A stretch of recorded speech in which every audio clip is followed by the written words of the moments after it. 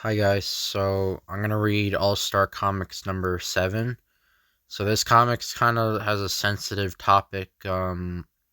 It's about war, or I don't think the orphans or any orphans actually like make major appearances in this one, but it's about war orphans during World War II, and still even today's world, there are still from like wars and that around the world. There's still orphans from like children being affected by war and that in parts of like Ukraine and Africa and the Middle East, and that it's really it's horrible. It's absolutely horrible.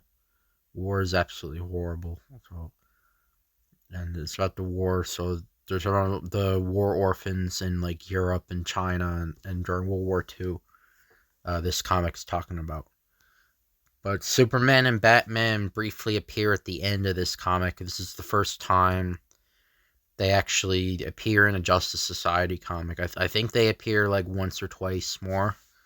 They were never really the Batman and Superman were never really added to the Justice Society comics for some reason. But the Justice Society of America raised $1 million for war orphans. Another complete book-length adventure featuring the Green Lantern, Hawkman, Adams, Doctor Fate, the Hourman, the Spectre, the Sandman, and Johnny Thunder, aided by the honorary members Superman, Batman, and the Flash.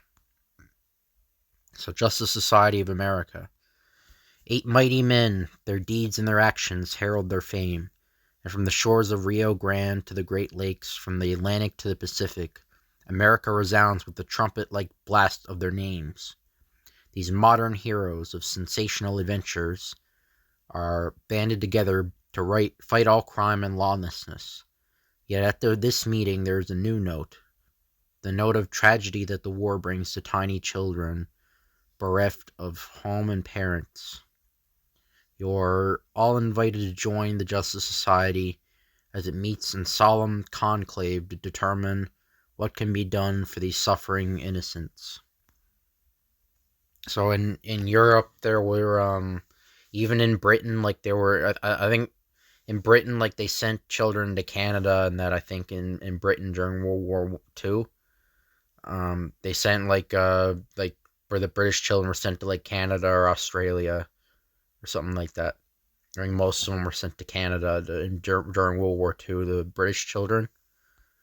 But since the Flash has become an honorary member, the Green Lantern has been elected chairman of the Justice Society. Um, our new chairman is late, and it's the very first meeting since his election, too. Did he tell any of you he would be late?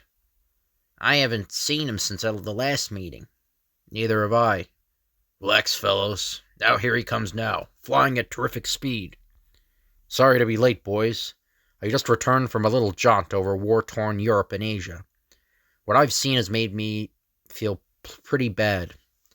As you know, we've always fought crime together. But at this meeting, I think we should consider the fate of the world's war children. Homeless orphans, starving little tots. Things are bad over there. We gotta do something about it. So, in canon to the Justice Society, the reason why they didn't interfere with World War II is because there was a spear of destiny, according to the All Star Squadron comics. There was a spear of destiny that Hitler used to keep the Justice Society out of the Axis territory. Now, different comics gave different explanations, like some that were non-canon for like what happened. Like I think there were the Golden Age comic in the 1990s.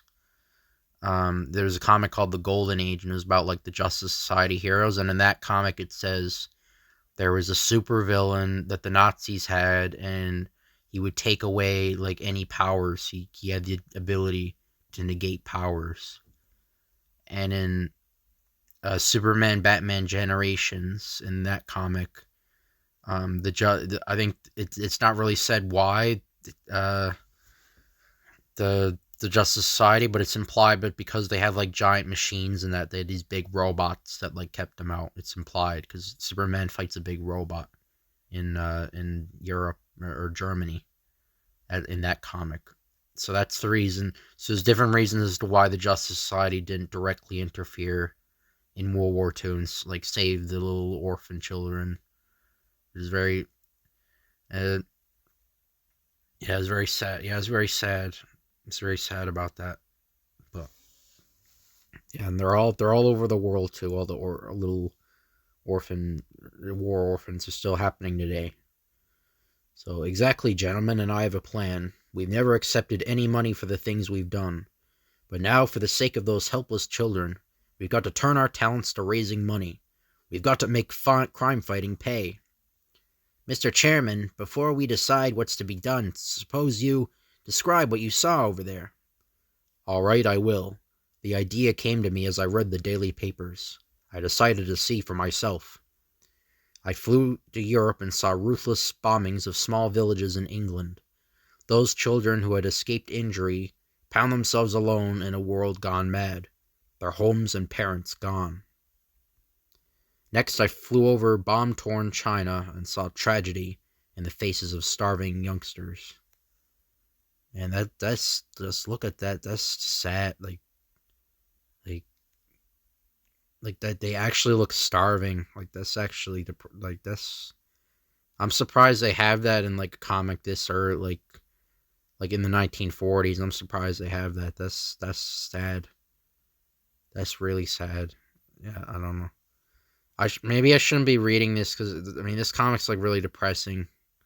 Well, the first part is this part's really depressing. But gentlemen, these are charitable organizations trying to help those children. They need money.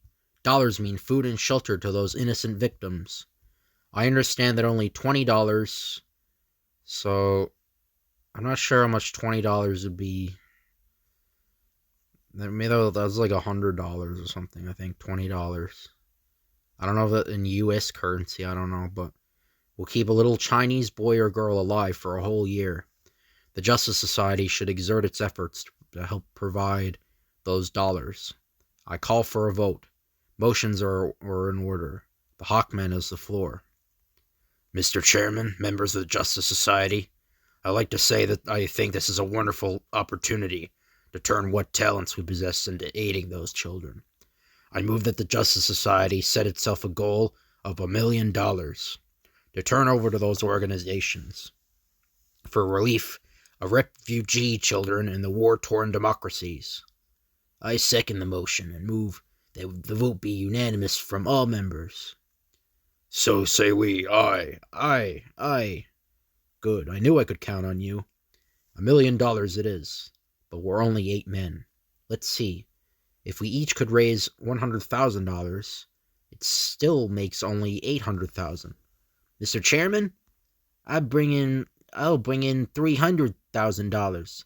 That'll make it an even million. I owe it to you for what you did for me last time. Don't bite off more than you can chew, Johnny. Now, Adam. If he thinks he can raise the money, let him try. It's a noble gesture, Johnny, and I wish you luck. Well, gentlemen, I guess that takes care of everything. You all have your work cut out for you. I wish you success. We must raise that million. Meeting adjourned. There was a Superman comic I read on the channel, and it was kind of similar, but it was just like regular. The orphanage was going to shut down, or it was there was a school for like wayward boys, and it was going to shut down, and Superman saved them. Superman got the money. It's kind of similar to this, but this is more epic in scale. This one, by far. That story was only a few pages, but gosh, I'm beginning to wonder if maybe I didn't kind of talk out of turn.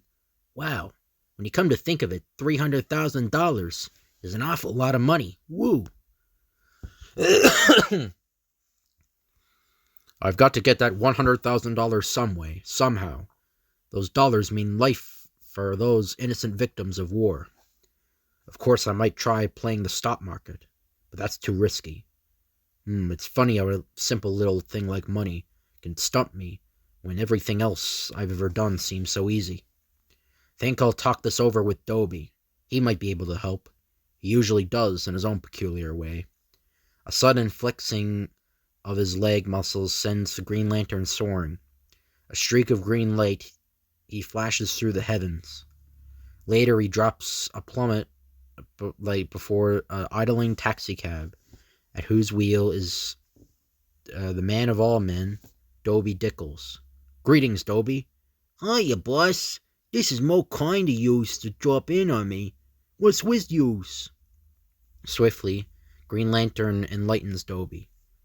Tisk. $100,000 is certainly a lot of shekels.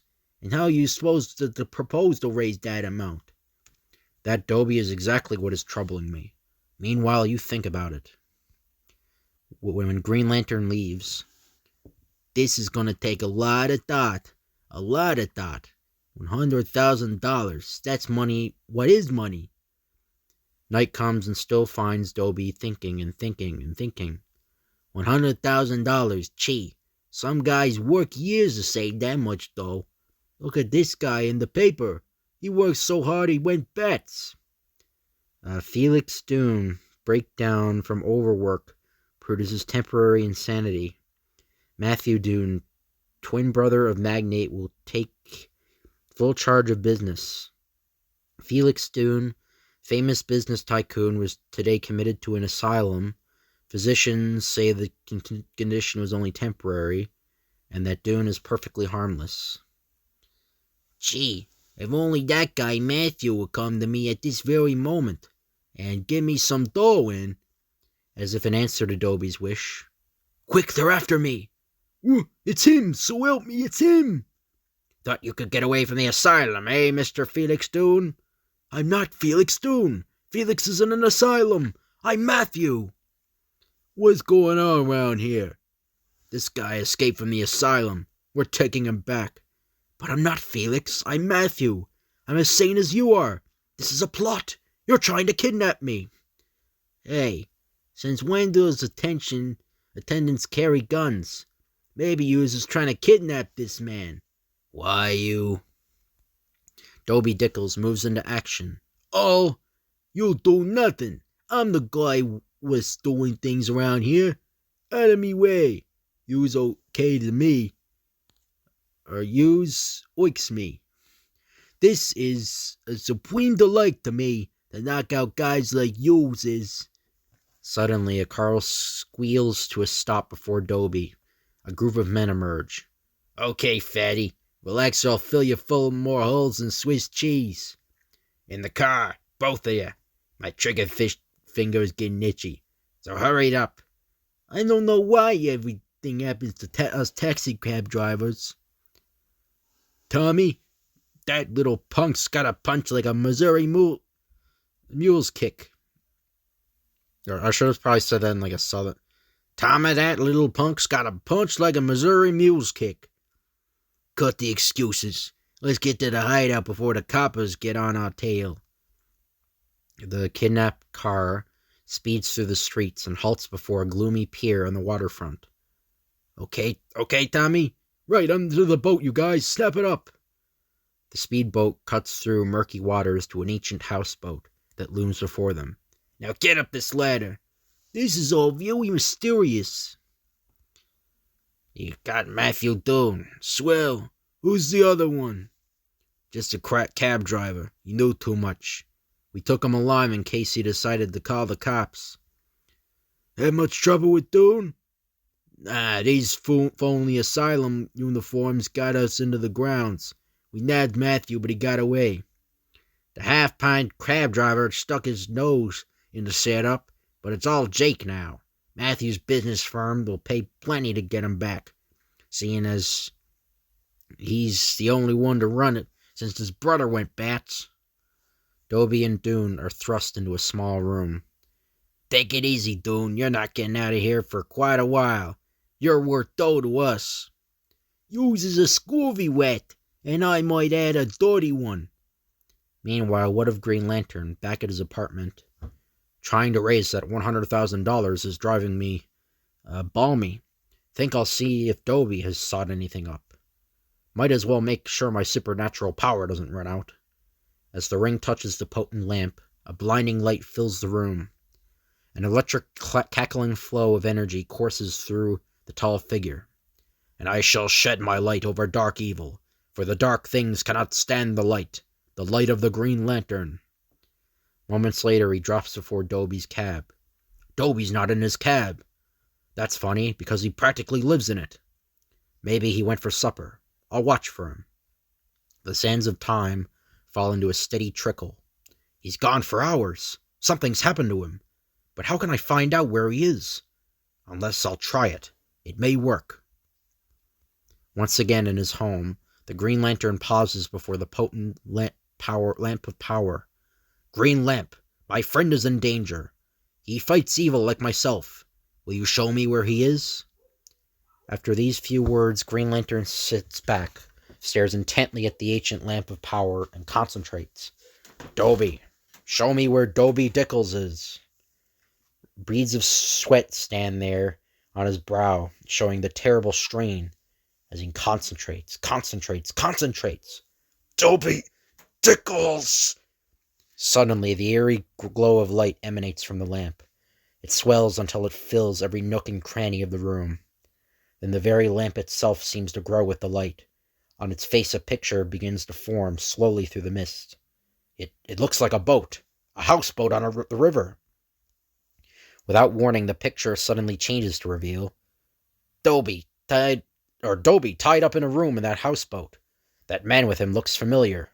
Why, it's Doone. Must be Matthew Doone, kidnapped. First I'm going to get Dobie, the little so-and-so. I've become more attached to him than I thought I was. A blurred streak of living light, Green Lantern rockets through the sky, bent on saving his pal Dobie Dickles.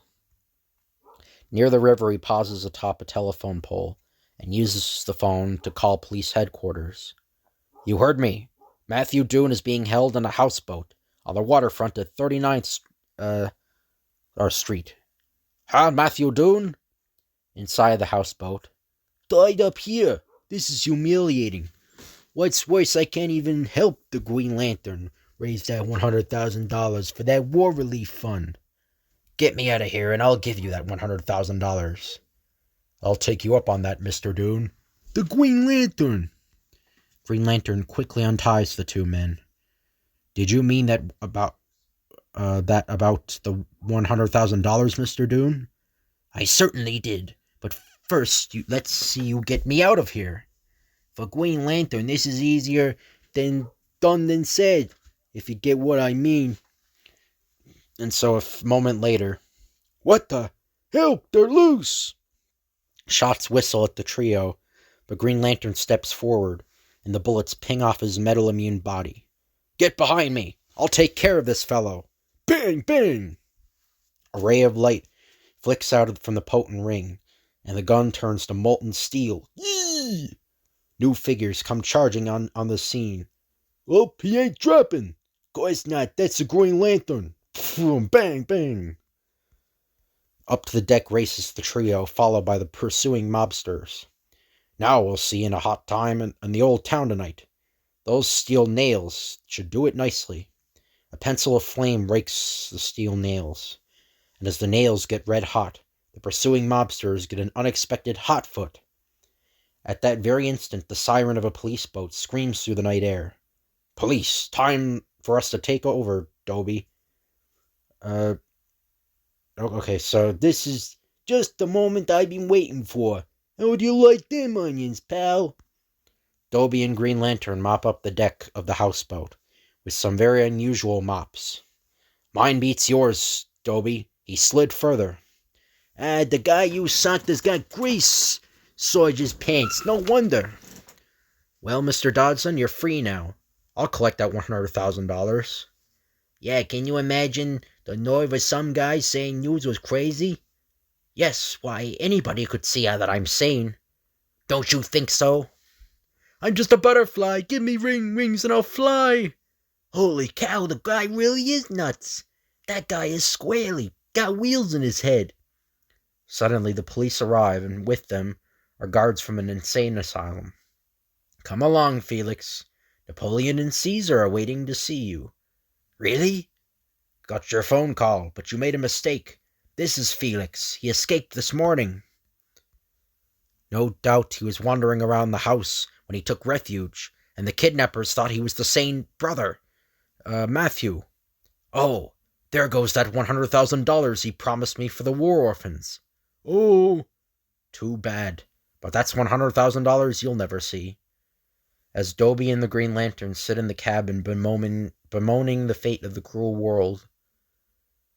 Well, I mean, he could have just asked the brother. I mean, because he could have just went to the brother and said, like, I'm donating for war orphans, and I just saved your brother's life. Anyway, but no money. As Dobie and Green Lantern sit in the cabin bemoaning the fate of the cruel world.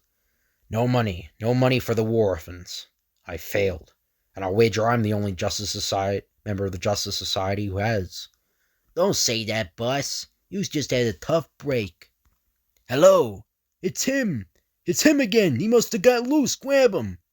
I beg to differ. I'm perfectly sane. I'm the real Matthew Doone. I want to thank you for rescuing my brother.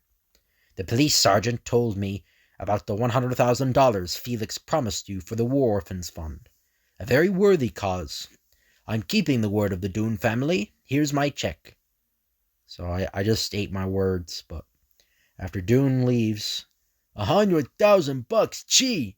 We got it after all. Well, Dobie, if it hadn't been for you, I guess I would had a hard time getting the money. Oh, that's right, all right. Anytime you get stuck, just come and see me. Huh? What am I saying? Say, are you kidding me? And the next one is the Spectre story. So Jim Corrigan, alias the Spectre, finds himself in a dilemma. This is the first time I've been faced with raising a large sum of money, and $100,000 at that. It won't be easy. I wonder if $5,000. The amount will be awarded to anyone who can last one complete round with the Killer Kratzer. Okay, bud, sign there. Last one round with the Killer, and that $5,000 is yours. I suppose many people try to win that award. They did, until word got around how I roughed them up. But don't worry, I won't mangle you too badly. Minutes later, the battle is on. The killer puts his thumb on Jim's eye, elbows him, and uses every foul method but... Poof, poof, you just grin! And why not? One well-placed blow catapults the exhausted Killer Kratzer into dreamland. Sorry to spoil your perfect record, Killer, but I need that money. Oof! Here's your money. Say, fella, you're a whiz. Let me manage you and you'll really be in the big dough in no time. I got other plans, but thanks just the same. No sooner does Jim depart from the gymnasium when he sights bank robbers fleeing from the scene of their crime. Instinctively, he leaps into the path of the auto. Whoa there! Wham! The bandit car crashes to a stop, as though it had struck a solid wall. That's better. Crash! The bank thieves seek to flee, but find it impossible to move their feet.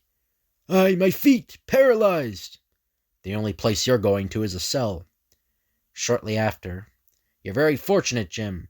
There is a $10,000 reward offered for the capture of these crooks. That money will come in very handy this time, Chief. Later, Jim sights a pedestrian about to be struck by an auto. He shrieks, "Look out!" A great tackle across the space of several dozen yards brings the pedestrian out of harm's way. A check for $5,000 for saving your life. But I insist you take it. I'm a wealthy man, and I'd be dead right now if it wasn't for your quick action. Woo, $20,000 earned in a few hours. Work. Not bad, but it's a mere pittance compared to the huge sum I've got to raise. $20,000. Now, if only I could put it to work for me. I've got to think. I think I've got it. Minutes later, Jim enters the office of one of the largest stock brokerage firms in the city. When I leave here, I ought to be very much richer. Inside, Jim concentrates mightily. Now to put my occult senses to work and get a foolproof hunch. Jim approaches the brokerage clerk. Here you are, $20,000 worth of consolidated asbestos, please. Of course, asbestos isn't around today, this band. But US 1097, consolidated asbestos, 27 and a half, swoosh, 13 and a quarter. I'll sell, thank you. $40,000, you doubled your investment. Jim speeds towards the Praxton racetrack in a taxi. I'll only be in time for the last race, but that should be sufficient. $40,000 in the Dust Eater. That broken old nag. Well, brother, it's your funeral. But a few minutes later, here you are, $90,000. He just said 40. Oh, so it doubles. I think that's how it works. It will be 80,000, wouldn't it? It was double. But anyway, just intuition, with a generous supply of occult power thrown in. Only $10,000 to go. I'm beginning to believe I'll make my quota without any trouble. Wonder what's troubling him. What's the matter, fella? I'm Swami Ithtak. I'm afraid I lost my grip. I can no longer summon up spooks. An important customer is coming today. Unless I can impress him, I'm done for. Suppose I could help you. Would it mean anything to you? Would it? I'll pay you $1,000 gladly.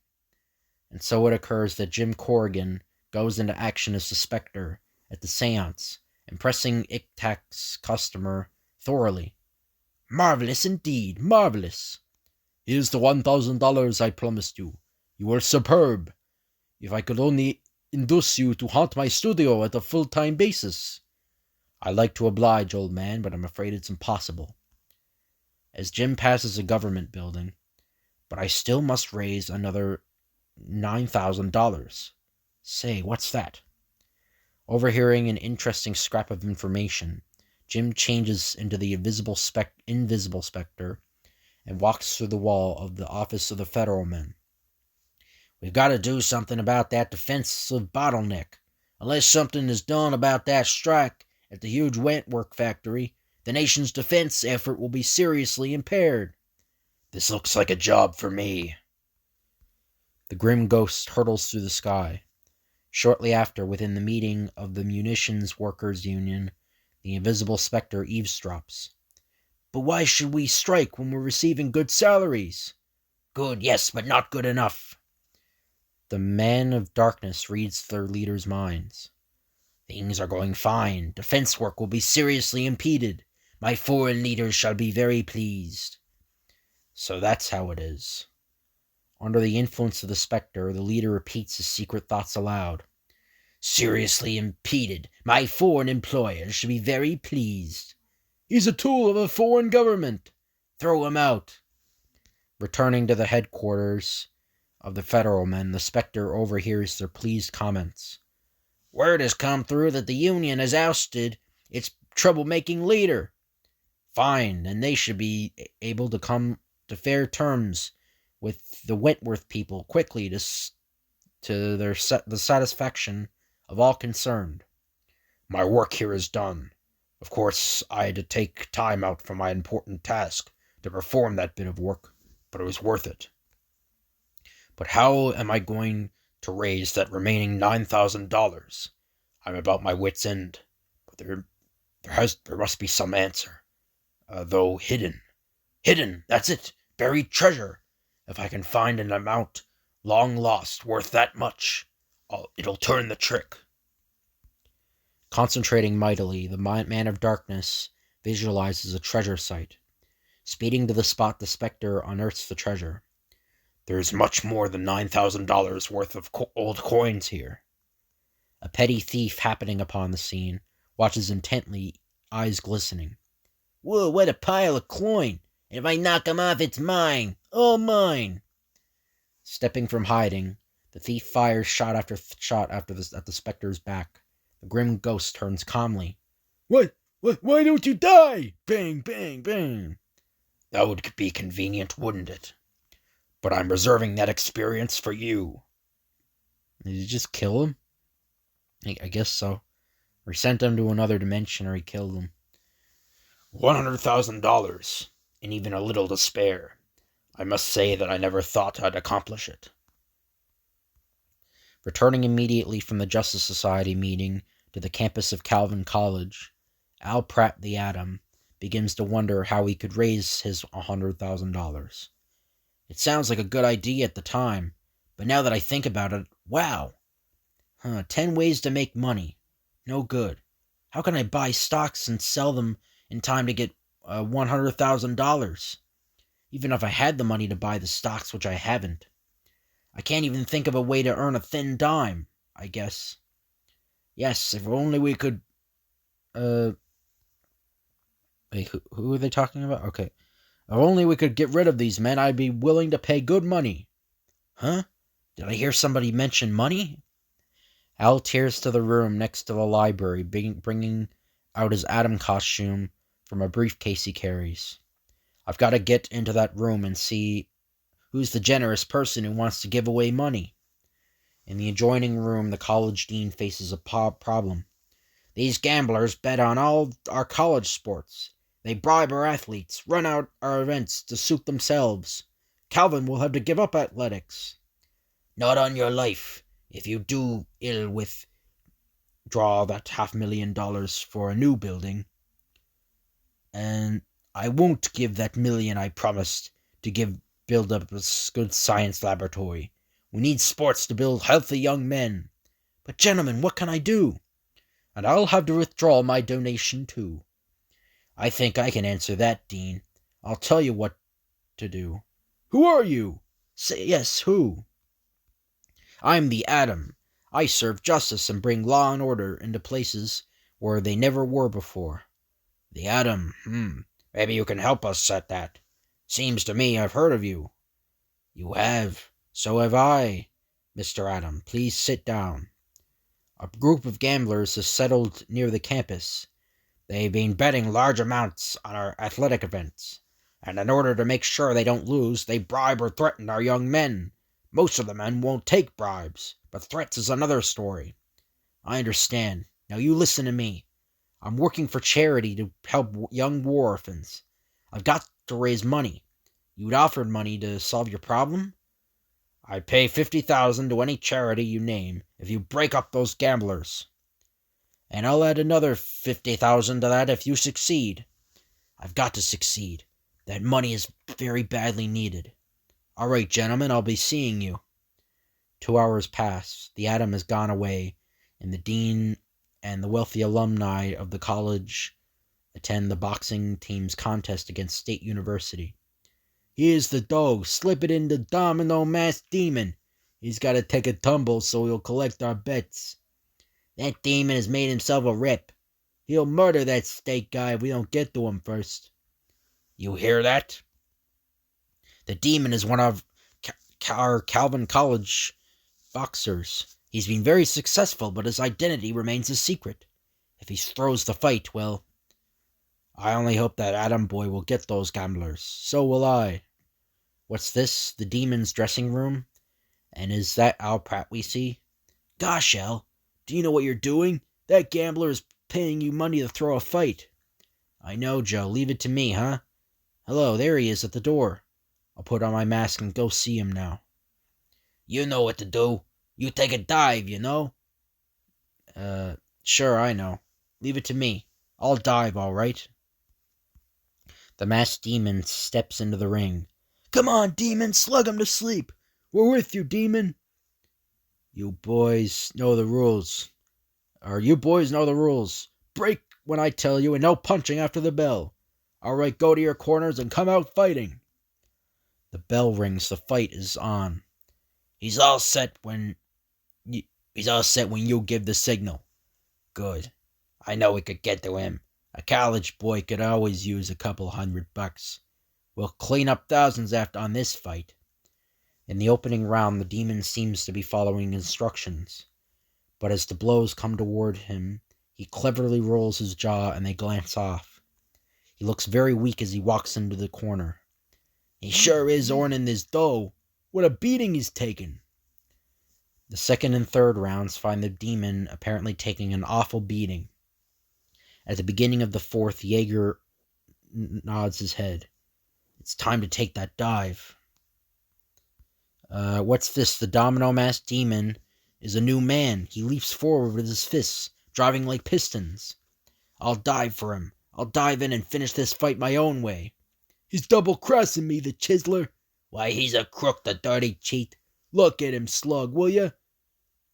The old killer Diller. A vicious left to the jaw, and the demon's opponent goes down for the count. I guess that'll teach those rats a thing or two. 9, 10, you're out. Get that guy. Cross him up, huh? I lost my role in that fight. Winner, the masked demon of Calvin College. The dean and alumni are overjoyed. Well, this little stunt ought to have been a bad blow to those gamblers. Yes, according to the Atom, they were betting their shirts against the demon. At the dressing room. Well, Joe, I fixed that baby's wagon all right. I understand he lost all his money. Yeah, but what's he do to you? He's gonna be sore about it. There he goes. We'll follow him to his rooms, then jump him. We'll teach him to put a fast one on Jaeger. When Al reaches his room, it's a good thing I had this dummery prepared. I gotta work mighty fast. I saw Jaeger and that other crook follow me home.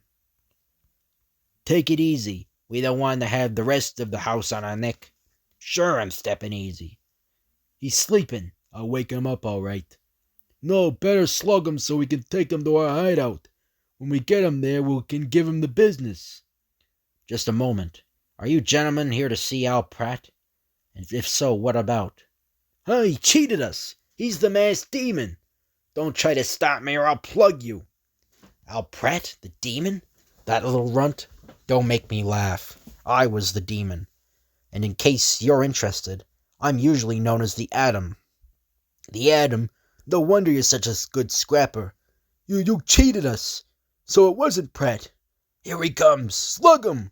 We can't shoot him. We'll have the whole school on our neck. Here I come, boys, ready or not.